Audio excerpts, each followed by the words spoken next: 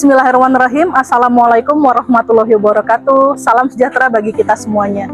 Perkenalkan, saya Nina Lisanti, dosen pengampu mata kuliah Ekonometrika pada program studi Agribisnis Fakultas Pertanian Universitas Kediri. Video ini saya sampaikan sebagai bagian dari pernyataan diri dosen untuk unjuk kerja Tridharma Perguruan Tinggi, khususnya dalam aspek pengajaran. Pada kesempatan ini, saya akan memaparkan mata kuliah yang saya ampu pada semester gasal tahun akademik 2004-2025, yaitu Ekonometrika. Mata kuliah Ekonometrika merupakan mata kuliah wajib dengan bobot 3 SKS, diberikan pada semester 5 untuk mahasiswa program studi agribisnis. Dalam perkuliahan selama 16 pertemuan, mahasiswa akan diperkenalkan pada konsep dan penerapan teknik statistika dalam analisis data ekonomi, khususnya dalam konteks pertanian. Ekonometrika menjadi alat penting dalam pengambilan keputusan berbasis data, khususnya dalam usaha pertanian modern yang menuntut efisiensi dan produktivitas berbasis analisis kuantitatif. Tujuan dari mata kuliah ini adalah membekali mahasiswa dengan kemampuan membangun model regresi linier, melakukan estimasi parameter, melakukan uji hipotesis, hingga menyusun laporan analisis berbasis perangkat lunak statistik seperti SPSS. Capaian pembelajaran mata kuliah Ekonometrika mencakup yang pertama, mahasiswa mampu memahami dan menjelaskan konsep dasar ekonometrika serta pentingnya dalam analisis ekonomi pertanian. Yang kedua, mahasiswa mampu mengaplikasikan model regresi linier sederhana untuk menganalisis hubungan antara variabel ekonomi. Dan yang ketiga, mahasiswa mampu melakukan uji hipotesis dan evaluasi asumsi klasik dalam model regresi.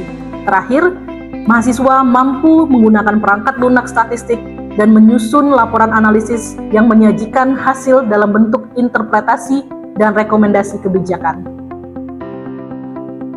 Materi pembelajaran pada Ekonometrika meliputi pokok bahasan, yaitu yang pertama pengantar Ekonometrika, jenis data dalam Ekonometrika, asumsi dasar regresi linier, model regresi linier sederhana dan metode OLS, interpretasi hasil regresi, uji T dan uji F, evaluasi asumsi klasik, penggunaan perangkat lunak statistik, analisis dan visualisasi data, dan yang terakhir penyusunan laporan analisis dan rekomendasi. Pendekatan pembelajaran yang saya gunakan adalah pendekatan DIA, Delivery, Interaction, dan Assessment. Penyampaian materi dilakukan secara blended learning, yaitu kombinasi antara tatap muka, luring, dan e-learning melalui platform sistem pembelajaran dalam jaringan atau SPADA Universitas Kediri.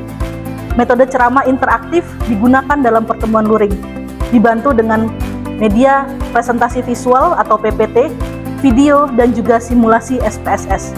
Sedangkan untuk pembelajaran daring, mahasiswa dapat mengakses modul, tugas, kuis, dan materi pendukung lainnya melalui SPADA Universitas Kediri.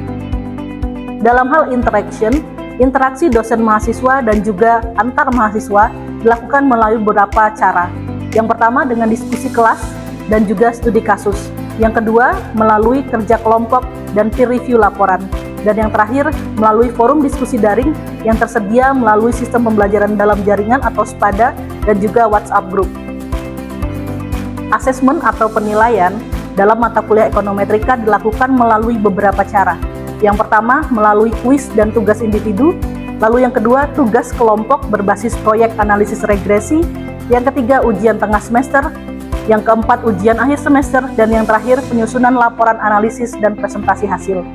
Bobot penilaian dilakukan secara proporsional dengan memperhatikan aspek kognitif, keterampilan, dan juga afektif dengan komposisi penilaian yang sudah saya informasikan kepada mahasiswa di awal perkuliahan. Interaksi antara dosen dan mahasiswa dan juga antar mahasiswa dilakukan melalui diskusi kelas dan studi kasus. Juga kadang kami lakukan secara kerja kelompok dan peer review laporan. Forum diskusi daring melalui SPADA dan WhatsApp group juga kami manfaatkan untuk menjaga interaksi. Assalamualaikum warahmatullahi wabarakatuh.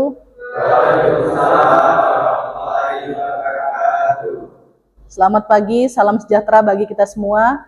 Apa kabarnya adik-adik mahasiswa? Sehat semua ya, alhamdulillah. Sudah dipelajari materi untuk pertemuan hari ini di SPADA? Sudah dipelajari, siap. Berarti sudah siap untuk materi kita hari ini ya.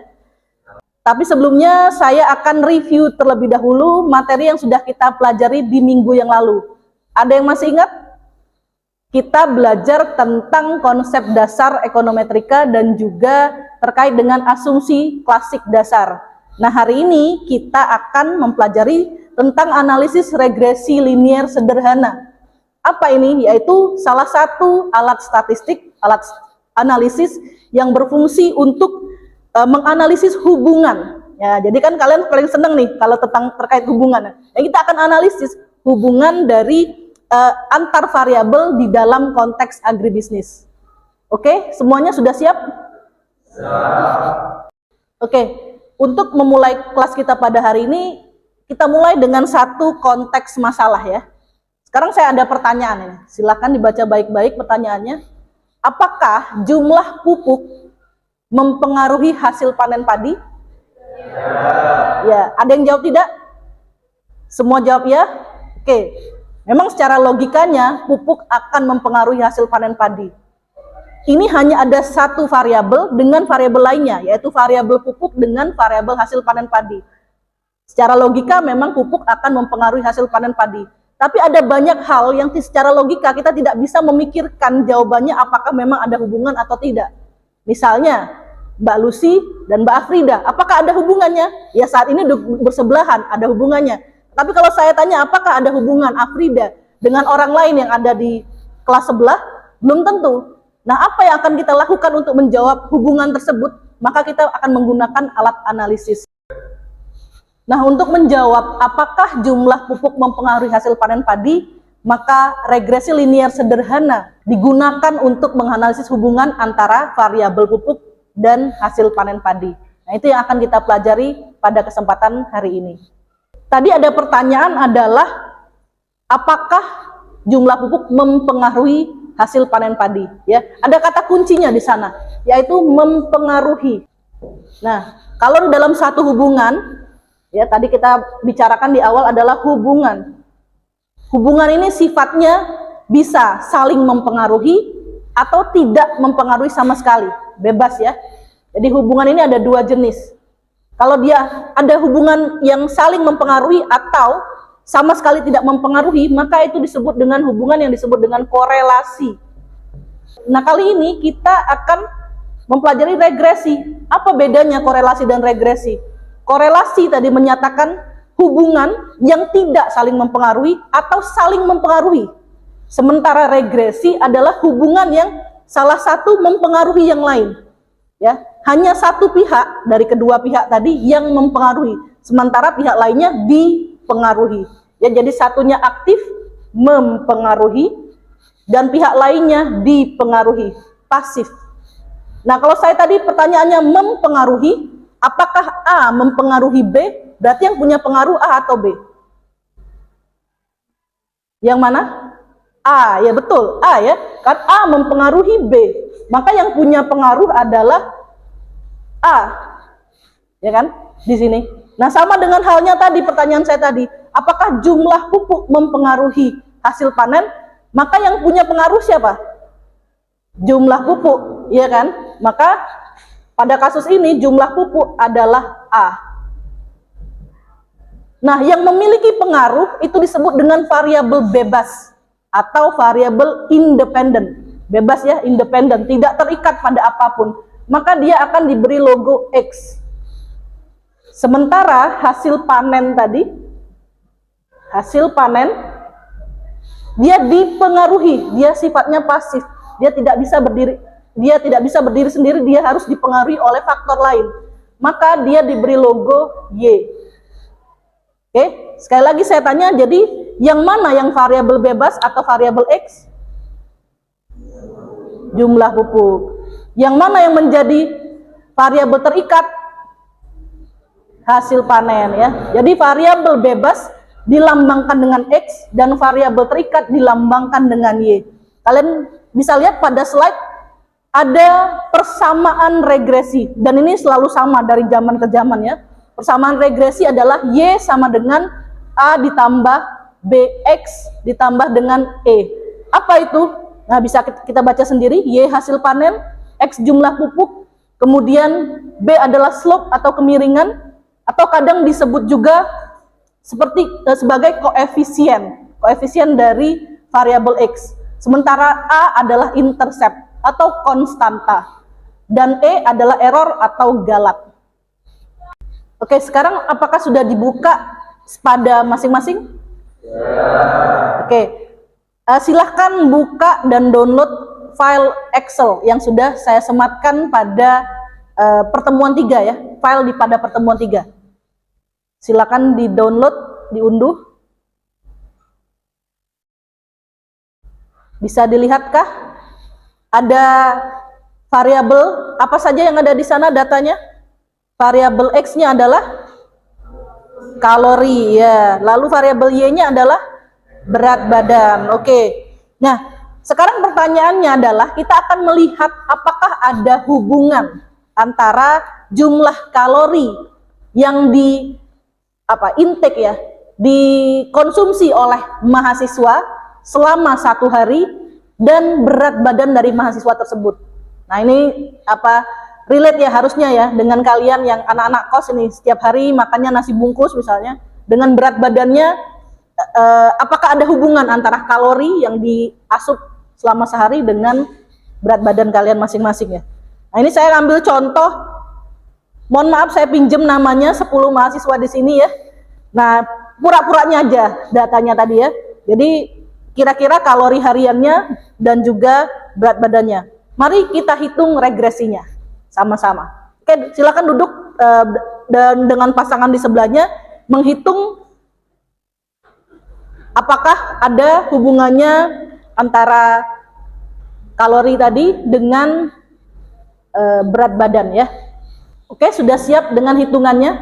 Tapi sebelum itu, maka kita review terlebih dahulu langkah kerja atau prosedurnya.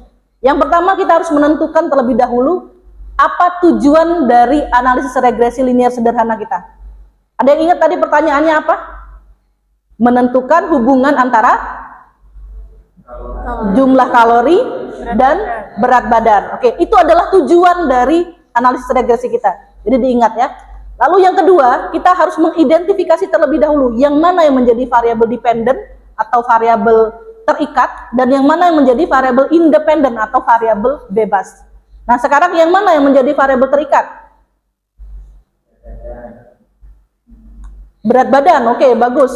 Yang menjadi variabel bebasnya jumlah kalori ya. Dengan demikian kalian sudah bisa mengidentifikasi yang mana yang menjadi variabel X, yang mana yang menjadi variabel Y. Lalu langkah ketiga, kumpulkan data dalam bentuk tabel. Sudah saya lakukan ya, sudah kalian unduh malahan datanya. Dan yang keempat, kita akan menghitung X kuadrat. Bagaimana cara menghitung X kuadrat? Ya tinggal kalian kalikan saja data X tadi yang ada di kolom X, kalian kalikan dengan data itu sendiri. Jadi dia menjadi X kuadrat. Lalu XY, ya kalian kalikan saja X dan Y. Lalu pada akhirnya kalian akan menemukan sum atau total ya, sigma dari masing-masing kolom. Kolom X, kolom Y, kolom X kali Y, kemudian X kuadrat. Silakan dihitung dengan kelompoknya masing-masing. Ini harus ya. 2 menit cukup saya rasa. Ayo menghitungnya kan bisa pakai Excel tadi.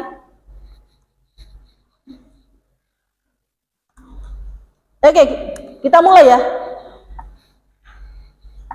Berapa nilai sigma dari X? Sudah, siapa yang sudah menghitung? Sigma X ya, berapa Devika? Hasilnya 4141. 4141. Sama yang lainnya? Oke, very good. Sekarang sigma Y. Ya, silakan. 1802235 sama yang lain? Baik. Selanjutnya sigma Y. 27 9294 sama yang lainnya hitungannya? Sama. Oke, dari data yang sudah kalian hitung, kita hitung sama-sama tadi, sama dengan tabel yang ada pada slide ini ya, semuanya ya. Oke, di sheet yang kedua dari Excel tersebut, saya sudah menyediakan rumus untuk menghitung A dan B. Oke, sekarang silahkan menghitung rumusnya A dan B itu sudah saya sediakan di sheet ya, ada ya, di sheet yang kedua ya. Nah, sekarang silahkan hitung berapa nilai A dan B, tapi dimulai dari menghitung nilai B terlebih dahulu. Ya, silakan dihitung nilai B-nya berapa.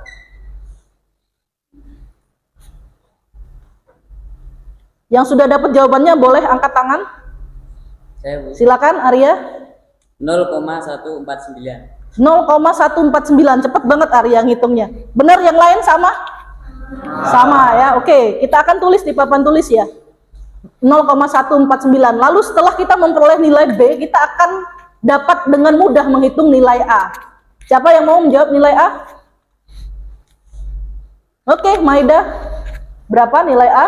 Untuk nilai A 2,608. A sama dengan 2,608. Yang lain setuju? Sama jawabannya? Oke, berarti dengan demikian kita sudah memperoleh kedua nilainya ya. B tadi 0,149, betul ya? Nah, setelah memperoleh nilai seperti ini, kita akan memasukkan kembali ke dalam persamaan yang tadi sebelumnya sudah kita buat ya. Selalu sama rumusnya, Y sama dengan A ditambah BX ditambah dengan galatnya ya, E atau error. Maka kalian tinggal input saja ini. A-nya adalah 2,0608 ditambah dengan 0,149X ditambah dengan E. Dengan demikian kita telah memiliki model atau persamaan regresi dari apa tadi? Masih ingat X-nya? Kalori, ya, kalori mahasiswa, kalori harian mahasiswa dengan berat badannya. Dari model persamaan yang telah kita buat, sebetulnya kita dapat membuat grafik regresi linear ya. Ini saya tampilkan pada slide. Kalau kita input data kalian punya tadi kan data X dan data Y. Kalau kita input ke dalam bentuk grafik seperti ini, akan menjadi data yang X yang berwarna biru ini. Ya, ini adalah sebaran datanya, data asli yang ada pada tabel yang saya bagikan.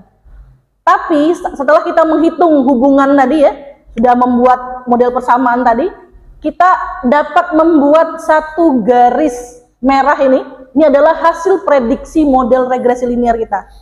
Jadi garisnya ini dari kiri bawah menuju kanan atas, artinya bergerak positif ya. Apa yang dapat kita simpulkan dari hal ini? Ini merupakan visualisasi hubungan antara kalori dan berat badan. Artinya semakin tinggi intake kalori atau asupan kalori dari mahasiswa yang 10 datanya tadi ada 10 orang tadi, maka semakin tinggi pula berat badannya. Kurang lebih seperti itu, ya. Jadi inilah menyatakan hubungan antara berat badan dan kalori, yaitu hubungannya positif. Semakin tinggi kalori, maka berat badan juga akan meningkat, ya, seperti itu. Sampai sini ada pertanyaan? Atau cukup bisa dipahami? Oke, kalau kita lihat dari persamaan ini, ya, koefisien B, koefisien dari variabel X ini, tandanya adalah positif. Nah, sekarang pertanyaannya, kalau nilai B ini tidak positif, tetapi minus ya, artinya apa? Dinda silakan. Berarti hubungannya negatif, Bu. Ya betul ya, karena tandanya negatif ya, betul sekali. Nah sekarang saya kasih permisalan lain. Kalau ini tadi kita membicarakan jumlah kalori harian dan berat badan. Sekarang saya permisalkan dengan harga pupuk ya, dan pemakaian atau aplikasi pupuk. Ada yang bisa memberikan interpretasinya kalau harga itu, variabel X itu nilainya negatif. Ada yang bisa? Oke, Ria silakan. Semakin harga pupuk tinggi, maka pemakaian pupuk semakin berkurang. Betul, bagus sekali ya. Kalau hubungannya negatif, artinya semakin tinggi harga, ya semakin berkurang pemakaian. Sama ya, yang cewek-cewek harga bedak naik, agak ngurangin make upnya, mungkin kan seperti itu ya. Korelasinya pasti ada, kurang lebih seperti itu. Nah, sekarang saya ingin coba kalian berpikir, apakah ada yang kalian duga sebagai hubungan linear lainnya di bidang pertanian. Siapa yang mau coba? Saya, Oke, Rendra silakan. Hubungan jumlah tenaga kerja dan hasil panen. Tenaga kerja dan hasil panen, bagus sekali. Itu juga bisa kita hitung dengan menggunakan analisis regresi linear sederhana. Bagaimana? Sampai sini ada pertanyaan? Bisa dipahami? Oke, karena tadi jawabnya sudah paham ya. Seperti biasa, kalian akses di LMS-nya, di Spada, bisa kalian lihat ada kuis 40 soal, ya. Pengerjaannya hanya 40 menit. Jadi artinya satu soal berapa menit? 1 menit ya. Nah, jadi harap berhati-hati, walaupun itu pilihan ganda, pasti akan kurang dari 1 menit, tapi kalian pikirkan baik-baik semua tentang materi yang sudah kita bahas pada hari ini. Lalu ada tugas individu, silakan dikerjakan masing-masing. Artinya ya, kalian cukup mencari data pertanian sederhana, ya, data pertanian apapun boleh, dari sumber manapun boleh, dari sumber online ataupun datang ke BPS lokal yang dekat sebelah kita, tetangga sini ya, juga boleh. Lalu kalian bangun model regresinya secara manual via Excel dulu. Nanti kita akan menggunakan aplikasi di lab komputer ya. Lalu kalian interpretasikan hasilnya. Jadi mirip seperti yang sudah kita pelajari pada hari ini. Oke, ada pertanyaan? Kumpulkannya, ya. Dikumpulkan via LMS juga ya, via Spada. Selama 1 minggu ke depan saya kasih waktu. Jadi kalian silakan mengumpulkan sampai minggu depan. Jadi karena ini hari Rabu depan pukul 23.59. Oke? Nilai akan diberikan berdasarkan ketepatan rumus yang digunakan dan juga logika interpretasi yang kalian buat. Ingat, ini tugas individu. Oke? Sementara kuis tadi juga individu. Jadi belum ada kerja kelompok. Oke, dari tadi saya sudah menjelaskan tugas-tugas yang harus kalian kerjakan sebagai refleksi, dan sebelum saya tutup, ada yang bisa memberikan pendapatnya apa sih yang sudah kita pelajari pada hari ini? Silakan, silakan Ersi. Hari ini kita belajar membangun model regresi linear sederhana. Oke, ada yang mau menambahkan lagi? Silakan. Dasar dari analisis ekonometrika ya. Oke, bagus sekali jawabannya. Dari yang sudah kita pelajari pada hari ini, yang perlu kalian ingat bahwa statistik itu bukan hanya rumus ya, tapi sebagai alat bantu pengambilan keputusan, terutama karena kita di prodi agribisnis, alat pengambil keputusan, alat bantu pengambilan keputusan pada bidang-bidang agribisnis yang berbasis data. Jadi itulah fungsi dari kita belajar pada hari ini ya. Nah, kalau kalian ada pertanyaan terkait materi pada hari ini ataupun materi sebelumnya, atau ada pertanyaan lain yang tidak terkait materi, boleh silakan seperti biasa gunakan forum diskusi yang ada di Spada ya. Silakan ketikkan pertanyaan kalian, nanti saya tanggapi pastinya. Kalau nggak mau menggunakan Spada juga silakan, kita bisa menggunakan WhatsApp group seperti biasa, WhatsApp group kelas kita. Dan juga minggu depan kita masih akan melanjutkan ya analisis regresi linear sederhana untuk bagian uji signifikansi dan juga uji koefisien determinasi. Jadi kita ini baru dasarnya sekali ya, belum sampai hitung-hitungan yang lebih advance ya. Kalau tidak ada pertanyaan, terima kasih banyak saya ucapkan untuk partisipasinya pada hari ini. Sampai jumpa minggu depan. Saya akhiri. Wassalamualaikum warahmatullahi wabarakatuh.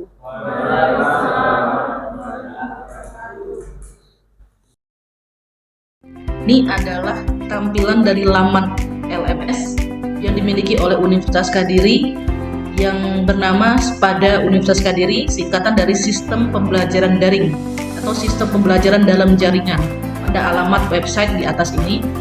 Nah, saat ini saya login dengan menggunakan akun dari salah satu mahasiswa yang telah menempuh mata kuliah ekonometrika pada semester Gasal 2024-1. Adapun mata kuliah lain juga terdapat pada laman dashboard dari akun mahasiswa yang bersangkutan. Oke, jadi mahasiswa akan dapat mengakses mata kuliah apabila dia telah mendaftar pada course atau mata kuliah tersebut. pada laman mata kuliahnya, mahasiswa dapat melihat bagian pendahuluan, kemudian di dalamnya ada penilaian yang telah disepakati, selanjutnya referensi atau sumber pustaka. Kemungkinan ini karena ada permasalahan internet sehingga tidak tampil gambarnya, ini harusnya adalah cover dari salah satu buku ini. Selanjutnya juga mahasiswa dapat mengakses RPS, cover tugas, dan juga tabel statistika yang telah disematkan. Nah, karena mata kuliah ini telah berjalan pada semester dasar yang lalu, maka tentu saja mahasiswa yang bersangkutan dapat mengakses semua pertemuan dari pertemuan pertama hingga pertemuan terakhir. Adapun pada saat pelaksanaannya yang pada waktu yang real, pada saat waktu sebelum pada tahun 2024 tersebut, maka mahasiswa dapat mengaksesnya hanya pada saat tanggal pertemuan yang ditentukan. Jadi mahasiswa dapat mengakses pertemuan pertama ini saat tanggal 3 September hingga seterusnya hingga saat ini. Jadi tidak tertutup, tapi mengakses pertama kalinya sesuai dengan tanggal pertemuan. Hal ini ditujukan agar mahasiswa dapat membaca pertemuan itu sesuai dengan waktu pertemuannya. Jadi tidak lompat-lompat. Nah, pada laman Spada ini mahasiswa dapat mengakses materi maupun tugas ya, dan juga forum diskusi dan pertanyaan. Saya langsung akan menunjukkan pertemuan di mana video pembelajaran telah ditunjukkan sebelumnya, yaitu pertemuan 4 dengan pembelajaran blended learning. Maka mahasiswa pada kesempatan ini dapat mengakses materi yang telah diberikan pada laman ini, juga dapat melihat data yang akan diolah di latihan di kelas, kemudian ada kuis, dan juga ada tugas individu. Apabila mahasiswa ingin mengajukan pertanyaan ataupun berdiskusi dengan dosen maupun antar mahasiswa, mereka dapat menggunakan forum diskusi dan tanya jawab. Jadi ini kurang lebih tampilannya, bahkan termasuk dengan UTS ataupun UAS bila dosen menghendaki dapat meletakkannya pada LMS ini pada Universitas Kediri. Demikian tadi pemaparan saya mengenai pengajaran mata kuliah ekonometrika. Semoga video pembelajaran ini memberikan gambaran nyata tentang proses pembelajaran yang telah saya lakukan. Terima kasih atas perhatian dan kesempatannya. Wassalamualaikum warahmatullahi wabarakatuh.